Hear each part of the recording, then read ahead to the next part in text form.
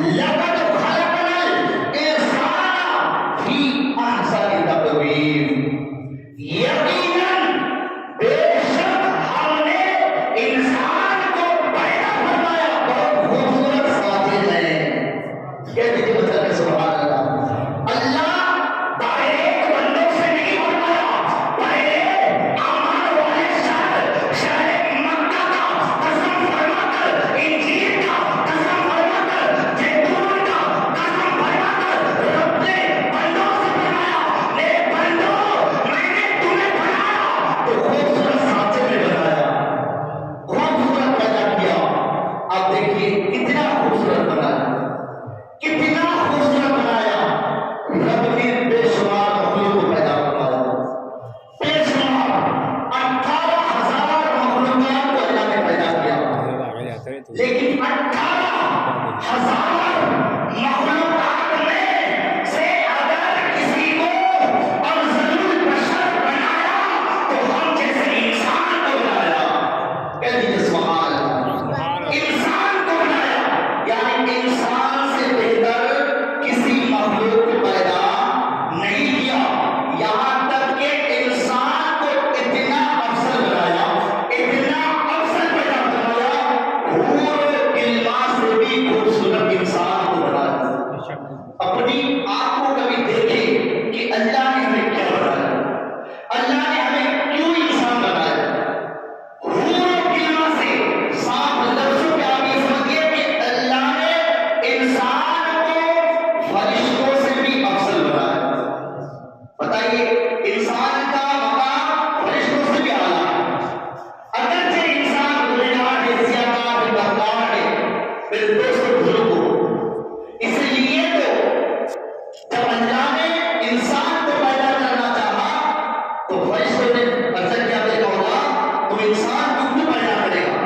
انسان دنیا میں آئیں گے، فتنہ کریں گے، فساد کریں گے، لڑائی کریں گے، ایک دوسرے کے خلاف لڑیں گے، ایک دوسرے کے سینوں میں بغض و کینہ پیدا ہوگا. انسان کو کیوں پیدا کرنا چاہتے ہیں؟ تو اللہ نے فرشتوں سے فرمایا کہ فرشتوں میں نے انسان کو اپنا لائق اس لیے بناؤں گا تاکہ وہ میری عبادت کر سکے، میری عبادت کر سکے، میری عبادت کرنے کے لیے پیدا فرماؤں گا. تو اب وہ فرشتے رب کی بارگاہ میں عرض کرتے ہیں مولا تیری عبادت کرنے کے لیے، اگر تیری عبادت کی بات ہے تو ہم تو تیری عبادت کر رہے ہیں، ہم تو تیری عبادت کر رہے ہیں، آخر ضرورت کیا ہے؟ تو اللہ نے فرشتوں سے فرمایا فرشتوں میں جو جانتا ہوں وہ تم نہیں جانتے، میں جو جانتا ہوں وہ تم نہیں جانتے. تو اب ذرا غور کرے، اللہ نے انسان کو بنایا کس لیے؟ اللہ کی عبادت کرنے کے لیے. ہمیں بنایا کس لیے؟ اللہ کی عبادت کرنے کے لیے. آپ یہ نہ سمجھیے کہ صرف انسان ہی اللہ کی عبادت کرتے ہیں، بلکہ 18,000 مخلوقات کو جو میرے رب نے پیدا فرمایا، ان 18,000 مخلوق میں ساری مخلوق رب کی عبادت کرتے ہیں. کوئی ایسی چیز نہیں جو اللہ کی عبادت نہیں کرتا. اللہ نے کلام پاک میں فرمایا سبح للہ ما فی السماوات والارض، زمین و آسمان کی ہر شے. اللہ کیا فرماتا ہے؟ زمین سے لے کر، زمین سے پورا تحت الثرى سے لے کر عرش تک، یعنی زمین و آسمان میں جتنی شے ہے، جتنی چیز ہے، ہر چیز اللہ کی عبادت کرتی ہے، اللہ کا ذکر کرتا ہے. صرف انسان ہی نہیں، لیکن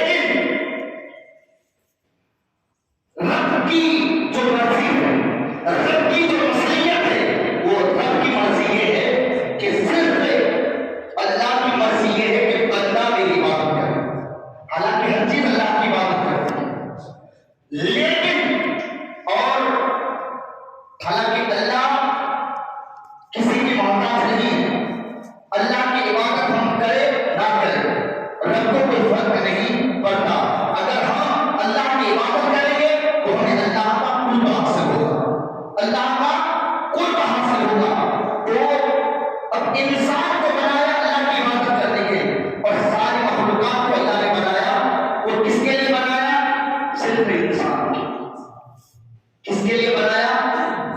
ہمارے لیے. زمین بنایا کس کے لیے؟ ہمارے لیے. آسمان بنایا کس کے لیے؟ ہمارے لیے. ہوا بنایا کس کے لیے؟ انسان کے لیے. پانی بنایا کس کے لیے؟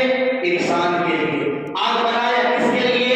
انسان کے لیے. حالانکہ مٹی بھی اللہ کی عبادت کرتی ہے، ہوا بھی اللہ کی عبادت کرتے ہیں، پیڑ پودے بھی اللہ کی عبادت کرتے ہیں، مچھلیاں سمندر میں رہنے والے سمندر میں رہنے والے جانور بھی اللہ کی عبادت کرتے ہیں. حق تو یہ ہے کہ پنچھی جانور بھی اللہ کی عبادت کرتے ہیں، اڑنے والی پنچھی بھی اللہ کی عبادت کرتے ہیں، جانور بھی اللہ کی عبادت کرتے ہیں، درخت پیڑ پودے بھی رب کی عبادت کرتے ہیں. حالانکہ ہم اس کی زبان کو نہیں سمجھ سکتے، لیکن وہ اپنے شان سے اللہ کی عبادت کرتے ہیں. لیکن یاد رکھیے، جب تک کوئی مخلوق اللہ کی عبادت کرتا رہتا ہے تب تک جو ہے وہ چیز امانت رہتی ہے. مثال کے طور پر اگر پنچھی، اڑنے والی پنچھی اگر اللہ کی عبادت سے غافل ہو جائے تو پھر وہ پنچھی کسی کے ہاتھ میں شکار ہو جاتا ہے. اگر درخت بھی اگر اللہ کے ذکر سے غافل ہو جائے تو انسان کو درختوں کو کاٹ ڈالتا ہے، یعنی کسی نہ کسی انسان کے ہاتھ میں گرفتار ہو جاتا ہے. رب کی مصلحت یہ ہے، انسان کے علاوہ اگر کوئی مخلوق اللہ کی عبادت سے غافل ہو جاتا ہے، اللہ اس چیز کو مٹا دیتا ہے، ختم کر دیتا ہے. لیکن انسان پوری زندگی رب کی عبادت سے غافل رہتا ہے. لیکن اس کے باوجود اللہ ہم پر کوئی عذاب نازل نہیں فرماتا، اللہ ہم پر کوئی پریشانی نہیں ڈالتا. اس کی وجہ یہ ہے کہ ہمارے اور آپ کے درمیان میں مدینے کے تاجدار موجود ہیں. اگر اللہ ہم پر عذاب نہیں ڈالتا تو اس کی خاصیت یہ ہے کہ اللہ تبارک و تعالیٰ ہمیں اور آپ کو حضور تاجدار مدینہ صلی اللہ علیہ وسلم کی وجہ سے ہم پر عذاب نازل نہیں فرماتا. تو یہ رب کی بہت بڑی مہربانی ہے. تو میرے دوستوں بزرگوں، اب دیکھیے دنیا کے اندر بے شمار مخلوق ہیں، جانور ہیں، چرندے ہیں، پرندے ہیں، سمندر میں رہنے والے عجیب عجیب مخلوق چیزیں ہیں. لیکن اللہ انسان کو جیسا کھلاتا ہے کسی مخلوق کو نہیں کھلاتا. ذرا غور کریں، کتا ہے نا، کتا بھی کھاتا ہے، لیکن اللہ کتے کو کب کھلاتا ہے؟ جب تک وہ اپنی ناک زمین پر نہیں رگڑتا. غور کریں، جب تک وہ اپنی ناک اپنا منہ زمین پر نہیں رگڑتا اللہ اسے نہیں کھلاتا. جانور جب تک اپنی ناک اپنا منہ زمین پر نہیں رگڑتا اللہ اسے نہیں کھلاتا. کوئی بھی چیز، کوئی بھی جانور جب وہ اپنے پیٹ کو بھرتا ہے تو اس سے پہلے اپنی ناک کو، اپنی منہ کو زمین پر ڈالنا پڑتا ہے، پھر اللہ اسے کھلاتا ہے، اسے پلاتا ہے. لیکن انسان اپنے مقدر پر ناز کرے، ہم اور آپ اپنے مقدر پر ناز کرے اور رب کا شکر ادا کرے.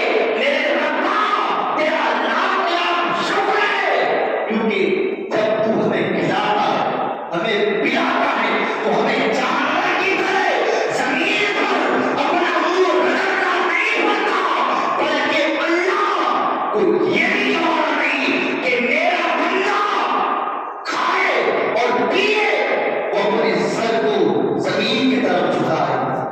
اپنا سر بھی جھکانا بندوں کے لیے میرے رب کو گوارا نہیں. اسی لیے اللہ نے ہمیں اور آپ کو اللہ نے ہاتھ دیا تاکہ ہمیں انسان کی طرح جھکنا نہ پڑے، بلکہ جب ہم کھائے تو اپنے ہاتھوں سے لے اور سر جھکنے سے پہلے اپنے منہ میں لقمہ ڈال دے. بتائیے انسان کو اچھا، کتنا اچھا انسان کو ملاتا ہے. جانور کی خوراک کیا ہے؟ کتے کی خوراک کیا ہے؟ گدھے کی خوراک کیا ہے؟ بندر کی خوراک کیا ہے؟ آپ جانتے ہیں، لیکن انسان کی خوراک نہیں، انسان سے بہتر کوئی نہیں کھاتا۔ یہ کھلانے والا کون ہے؟ میرا رب ہے اللہ۔ اللہ انسان کو کسی کے سامنے جھکانا نہیں چاہتا۔ کیوں؟ اس لیے کہ رب کی مصلحت یہ ہے کہ میرا بندہ کسی کے سامنے نہ جھکے، اگر جھکے تو پھر رب کے سامنے جھکے۔ اللہ چاہتا ہے جھکے تو میری بارگاہ میں جھکے۔ اس لیے اللہ نے ہمارے عقل کو، ہمارے دماغ کو، ہماری پیشانی کو سب سے اوپر رکھا۔ اس لیے رکھا تاکہ وہ پیشانی اگر جھکے تو میری بارگاہ میں جھکے، میری بارگاہ میں یعنی میری سجدے میں جھکے۔ میرے دوستوں، یہ ہے انسان کو ہمیں سمجھنا چاہیے۔ انسان گناہ کرتا ہے تب بھی اللہ صاحب نہیں کرتا۔ انسان کو کھلاتا ہے اور محمد سے بہتر کھلاتا ہے، تو انسان کو چاہیے کہ وہ اللہ کی عبادت کرے، اللہ کی عبادت کرے۔ یہ نہ سوچے کہ ہم 5 وقت کی نماز پڑھتے ہیں بس ہماری یہی عبادت ہے۔ نماز پڑھنا یہ ہم پر فرض ہے، صرف نماز ہی فرض نہیں ہے۔ دنیا میں اللہ نے بہت ساری عبادتیں اللہ نے بتا دی۔ نماز الگ عبادت، روزہ الگ عبادت، حج الگ عبادت، زکات الگ عبادت، ماں باپ کے حقوق کو ادا کرنا، بھائی بہن کے حقوق کو ادا کرنا، یہ بھی ایک عبادت ہے۔ کسی مومن کی مدد کرنا یہ بھی عبادت ہے۔ کسی کے ساتھ اچھا سلوک کرنا یہ بھی عبادت ہے۔ کسی بیوہ کے ساتھ دینا یہ بھی عبادت ہے۔ کسی غریب کی گھر کی بچی کو کسی اچھے گھر میں رشتہ کروانا یہ بھی عبادت ہے۔ اس طریقے سے مختلف عبادت اللہ نے پیدا کی، مختلف عبادت اللہ نے پیدا کیا۔ اور اللہ تبارک و تعالیٰ کا حکم کیا ہے کہ 24 گھنٹہ بندہ اللہ کی عبادت میں لگے رہے۔ 24 گھنٹہ اللہ کی عبادت میں لگے رہے۔ اب 24 گھنٹہ بندہ عبادت کیسے کرے؟ کیونکہ 24 گھنٹے میں انسان کو سونا بھی ہے، 24 گھنٹے میں انسان کو کھانا بھی ہے، پینا بھی ہے، 24 گھنٹے کے اندر انسان کو دکان بھی سنبھالنا ہے، کاروبار بھی سنبھالنا ہے، مزدوری بھی کرنا ہے۔ 24 گھنٹے کے اندر ہمیں اپنے برادری کے لوگوں کو بھی، رشتے داروں کو بھی ذمہ داری کو ادا کرنا ہے۔ تو 24 گھنٹے میں انسان کو کئی ذمہ داریاں ہیں، بچے کے خیال رکھنا، بیوی کا خیال رکھنا، کھانا پینے کا خیال، یعنی کئی ذمہ داری ہے۔ تو اگر ہم ساری ذمہ داری کو اگر ہم ادا کرتے ہیں تو شاید 2 گھنٹہ بھی ہمیں نہیں ملتا۔ اگر صبح آپ نے 9 بجے دکان کھولا اور آپ کو 9 بجے بند کیا تو 12 گھنٹہ تو آپ نے ڈیوٹی میں رہ گیا، تو عبادت کیسے کریں؟ تو دیکھو 24 گھنٹے میں بندے کے لیے یہ اجازت نہیں کہ ایک لمحہ، ایک پل، ایک گھڑی جو ہے 1 منٹ بھی اللہ کی عبادت سے غافل رہے۔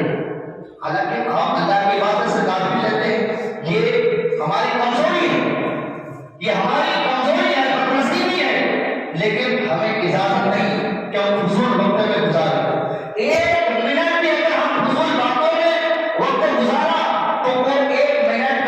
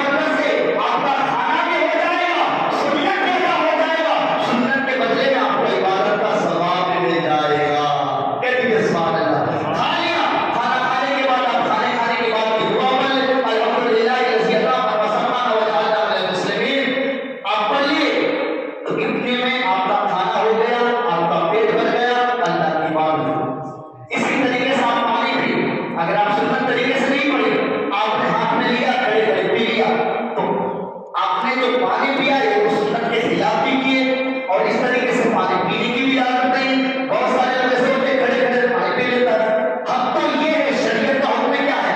آپ نے کھڑے ہو کر جو پانی پیا سنت کے خلاف آپ نے پیا، آپ کے لیے حکم یہ ہے کہ آپ پیے ہوئے پانی کو اگل دیں، پیے ہوئے پانی کو آپ باہر نکال دیں، ہے آپ کے اندر وہ طاقت۔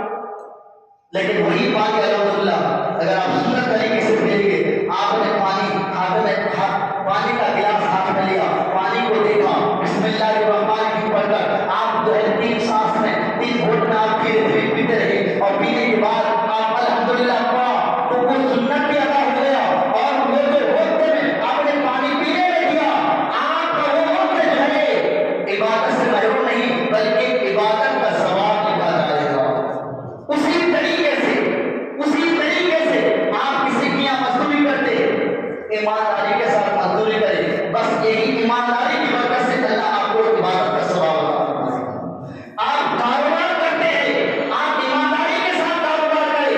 اکثر ہم نے دیکھا ہے جب ہم کسی چیز کی خریدی کے لیے جاتے ہیں، بندہ بیچنے والا قسم کھا کر کے کہتا ہے قسم سے یہ میری خرید نہیں ہے، قسم مت کھاؤ، قسم مت کھاؤ۔ ایک تو آپ نے جھوٹ بولا، اگر آپ کو قسم کھانے کی کیا ضرورت؟ اگر آپ کو وہ قیمت میں آپ کو نہیں پوچھاتا تو آپ کہہ سکتے ہیں کہ یہ میری خریدی نہیں ہے، یا پھر میں اتنی قیمت آپ کو نہیں دے سکتا۔ قسم بات بات پر مت کھایا کرو، اور کاروبار میں یا کہیں بھی کسی بھی چیز میں آپ جھوٹ مت بولیا کرو۔ جھوٹ بولو گے تو جھوٹ کی وجہ سے اگر جھوٹ بول کر آپ نے 100 روپے کمایا تو 100 روپے کی جگہ پہ آپ کے اس جو ہے آپ جس جیب میں وہ جھوٹ کے پیسے رکھو گے یا جس گلا میں آپ وہ پیسہ رکھو گے، ہو سکتا ہے وہ جھوٹ کی وجہ سے 100 روپے کی وجہ سے ہزاروں لاکھ روپے آپ کا نقصان ہو سکتا ہے۔ تو جھوٹ بول کر کے رزق کمانا ہمیں اجازت نہیں۔ اگر ہم ایمانداری سے کریں گے تو اللہ اس میں عبادت کا ثواب عطا فرمائے گا۔ اس طریقے سے ہم سونے جائیں تو سونے کی دعا پڑھ لیں، قرآن کی آیت پڑھ لیں، کلمہ شریف پڑھ لیا کریں۔ انشاءاللہ اس طریقے سے جب آپ اپنی زندگی کو بسر کریں گے تو پوری زندگی آپ کی ضائع نہیں ہوگی بلکہ آپ کے نامہ اعمال میں نیکیاں ہی نیکیاں عطا فرماتا جائے گا۔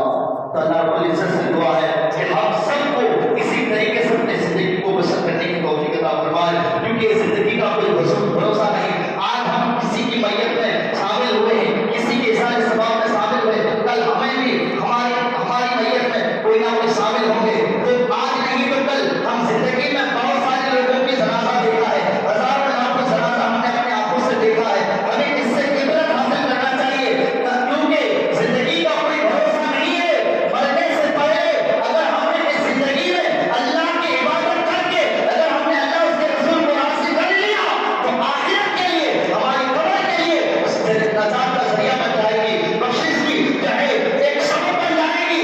اگر ہم نے اس زندگی کو پا کر اگر ہم نے اللہ اس کے رسول کو راضی نہ کر سکا تو پھر یہ زندگی ہمارے لیے زندگی نہیں بلکہ زحمت بن جائے گی۔ اس لیے حضور کی امت جو ہے ہماری اور آپ کی عمر بہت کم ہے۔ پہلے کے زمانے کے لوگ 800 سال 1000 سال زندہ رہتے تھے۔ موسیٰ علیہ السلام کی بارگاہ میں ایک عورت آئی تھی، کہا کہ حضور آپ جو ہے میرے بچوں کے لیے دعا کرتے، میرے بچے بہت ہی کم عمر میں انتقال کر جاتے ہیں، بہت ہی کم عمر میں انتقال کر جاتے ہیں۔ تو حضرت موسیٰ علیہ السلام نے فرمایا کہ کتنے سال میں انتقال کر گئے؟ تو وہ عورت نے کہا کہ حضور میرا ایک لڑکا 300 سال میں مر گیا۔ کتنے سال میں؟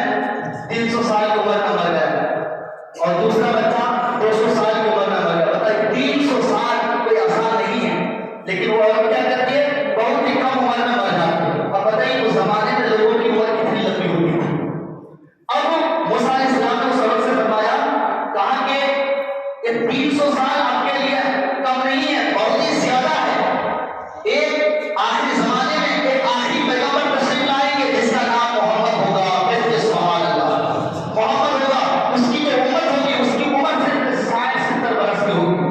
حالانکہ ہزاروں میں جو کچھ ایسے بھی ہوتے ہیں جو 100 برس کی زندگی گزار 100 برس تک زندہ رہتے ہیں، لیکن زیادہ تر 60-70 کے بیچ میں انسان انسان انتقال زیادہ ہوتے ہیں. ہم نے اکثر دیکھا ہے 50 سال 60 سال اور کون کم ہوتے ہیں تو 80 سال کی عمر میں انتقال ہوتے ہیں. بھائی تو اللہ ہماری مدد کرتا تھا. تو حضرت موسیٰ علیہ السلام نے فرمایا ایک زمانہ آخری پیغمبر تشریف لائیں گے, اس کی جو امت ہوگی اس کی عمر 60-70 برس کی ہوگی, اور وہ عورت سن کر بڑی حیران ہو گئی. کہا کہ حضور اتنی سی عمر میں لوگ کیا کریں گے, کاروبار نہیں کریں گے, مکان نہیں بنائیں گے. تو موسیٰ علیہ السلام نے فرمایا ہاں سب کچھ کریں گے, سب کچھ کریں گے. اللہ اکبر. وہ عورت کہتی کہ اتنی سی عمر کو پا کر لوگ سب کام بھی کریں گے. اللہ اکبر. اگر مجھے اتنی سی عمر مل جاتی تو میں ایک ہی سجدے میں پوری زندگی نکال دیتا. پتہ ایک ہی سجدے میں. اب بتاؤ ہم نے کتنے سجدے کیے. تو ہم اللہ سے دعا کرتے ہیں کہ اللہ تبارک و تعالیٰ اس محفل پاک کی برکت سے مرحوم محمد اشرف بھائی کی بچہ کو بلند و بالا عطا فرمائے, ان کی مقام کو بلند و بالا عطا فرمائے. ہم نے جو قرآن خوانی کی, جو اذکار کیے, پڑھنے میں سننے میں جو بھی کسی سے خطا ہوئی, اللہ تبارک و تعالیٰ